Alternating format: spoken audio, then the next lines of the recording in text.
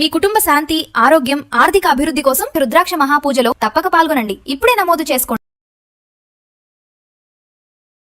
Hi viewers, India's largest digital media network Suman టీవీకి స్వాగతం. ప్రస్తుతం మనతో ఉన్నారండి డాక్టర్ సమరం గారు.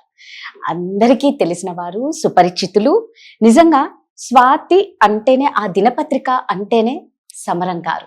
వారి కోసమే ఆ దినపత్రికల్ని కొంటారు అని అందరికీ తెలుసు. అప్పట్లో అందరూ హాస్టల్లో అయితేనేంటి, జాబ్ చేసే వాళ్ళు ఏంటంటే, ఇంట్లో భర్తలు ఏంటనే అందరూ దొంగగా వాళ్ళ దిండ్ల కింద కూడా పుస్తకాలు పెట్టుకునేవారు. అవునా కదా?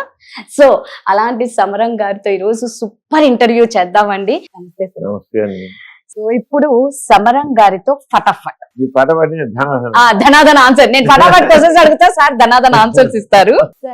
ఓరల్ సెక్స్ వల్ల గొంతు క్యాన్సర్ అనేది వస్తుంది అంటారు, నిజమేనా అది? ఓరల్ సెక్స్ వల్ల వస్తుందంటే వాళ్ళ పురుషాంగం క్లీన్గా ఉండకపోతే రావడానికి అవకాశం ఉంది.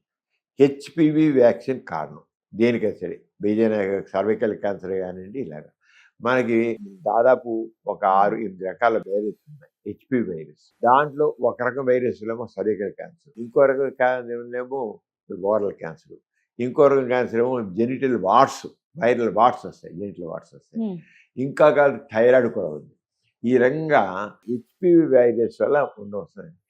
అయితే ఎక్కువగా వచ్చేది హెచ్పివి వైరస్ వల్ల వచ్చే సెక్స్ వచ్చేది దాని సర్వైకల్ క్యాన్సర్. కానీ ఆడవాళ్ళకి సర్వైకల్ క్యాన్సర్ రావడానికి ప్రధాన కారణం మగవాడి యొక్క జనాంగాల అపరిశుభ్రత కారణం. ఎందుకంటే చాలా మగవాళ్ళు సెక్స్ హైజిన్ తెలియక ఆ పురుషాంగం పూర్వచర్మం వెనక్కి తీసి రోజు 2 పూట్ల వాష్ చేసుకొని తీయకుండా దాని కింద ఉన్న స్పెగ్మా, ఆ స్పెగ్మా, దాని స్పెగ్మా అంటాం, స్పెగ్మాకి ఈ వైరస్ చేరి అక్కడ ఉంటుంది. అంతే డైరెక్ట్గా పెట్టేసుకుంటాడు. మళ్ళీ ఆ సెక్స్ కడుక్కోడు, సెక్స్ ఏమో కడుక్కోవాలి.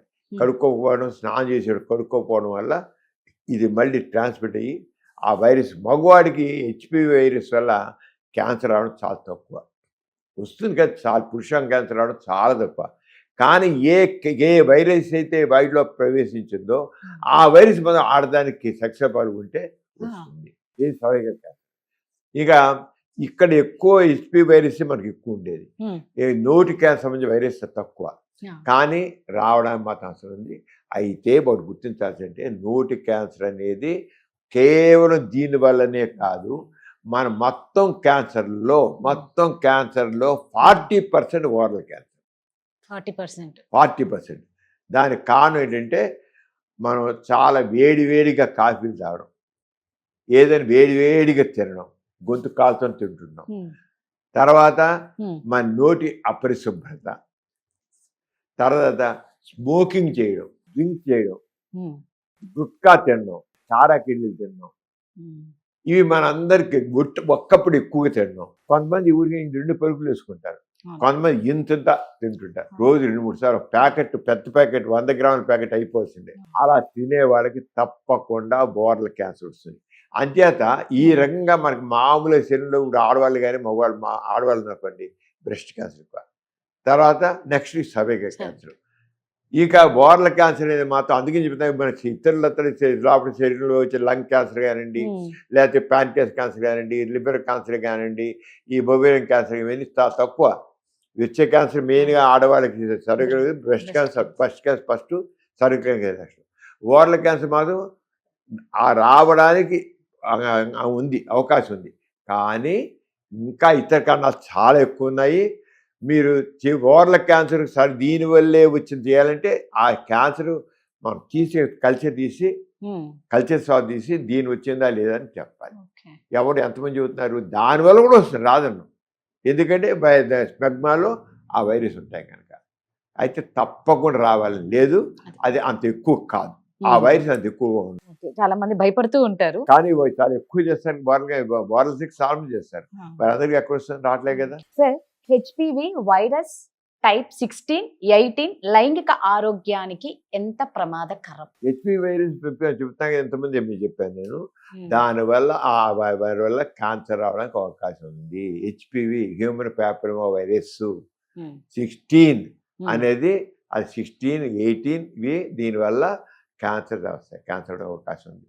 లైంగిక ఆరోగ్యానికి కారణం అనేది దానికి సంబంధం లేదు. ఓకే సార్, గొంతులోకి వెళ్ళిన వైరస్ తనంతటా అదే పోతుందా? గొంతులోకి వెళ్ళిన ప్రతి వైరస్ కూడా క్యాన్సర్ కలిగించాలని లేదు. అంత వెళ్ళి కాదు, ఎక్కువ నెంబర్ ఆఫ్ వైరస్ లోపలికి వెళ్తే ఏదో ఒకసారి వెళ్ళినంత మాత్రాన్ని రాదు.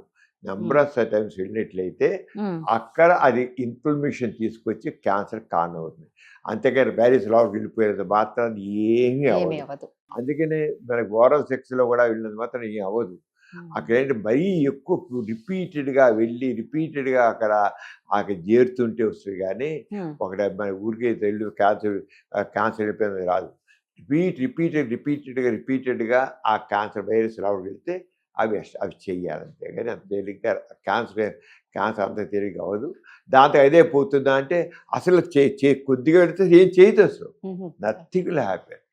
అంటే దాని మీద ఆలోచించలేదు. నోటి ద్వారా వచ్చే ఇన్ఫెక్షన్స్ ఉంటాయి కదా కొన్ని, కొంతమందికి తెలియకుండానే ఉంటుంది. సో వాటిని మనం ఎలా ఐడెంటిఫై చేయాలి?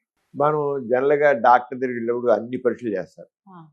మా రూల్ ప్రకారం నేర్చిన ప్రకారం అయితే కళ్ళు ఇది చూస్తాం. ఎవరైనా డాక్టర్ పేషెంట్కి వస్తే మరి ఇప్పుడు మానేశారు కానీ నేను మాత్రం రెగ్యులర్ వస్తాను. కళ్ళు చూస్తాం, ఆమంటాం, చెవులు చూస్తాం, ఆటోమేటిక్ తెలిసిపోతుంది. రూల్ ప్రకారం అయితే డాక్టర్ మొత్తం పై కింద పరీక్ష చేయాలి. ప్రతి వాళ్ళు తప్పకుండా కళ్ళు చూడాలి. ముందు చూడగా అసలు నడిచి వస్తుంటే నడక ఎలా చూడాలి. ఆ ఫేస్ చూసి ఫేస్ ప్రకారంగా చెప్పాలి. చూసి ఫేస్ చూడగానే వీరికి థైరాయిడ్ ఉందని చెప్తాం మేము, హైపోథైరాయిడ్ ఉంది. కొద్దిగా ఎక్కువ ఉంటే ఫేస్ ఇలా ఉంటుంది, అలాగే పెదాలు ఇదిగా ఉంటాయి, మాట బొంగురుగా ఉంటుంది. అంచేత స్పాట్ డయాగ్నోసిస్ అనేది ఒకటి ఉంటుంది.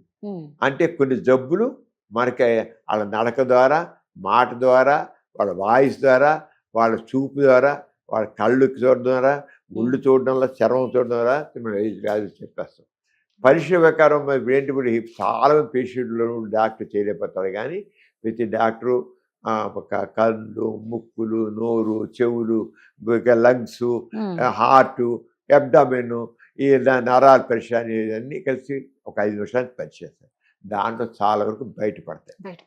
డాక్టరు కొద్దిగా వదిలేస్తే మిస్ అవుతాయి. అంతేగాని మేము చేసిన అందరూ కూడా మేమందరం అన్ని సిస్టమ్స్ తప్పకుండా ఎగ్జామ్ చేయాలి.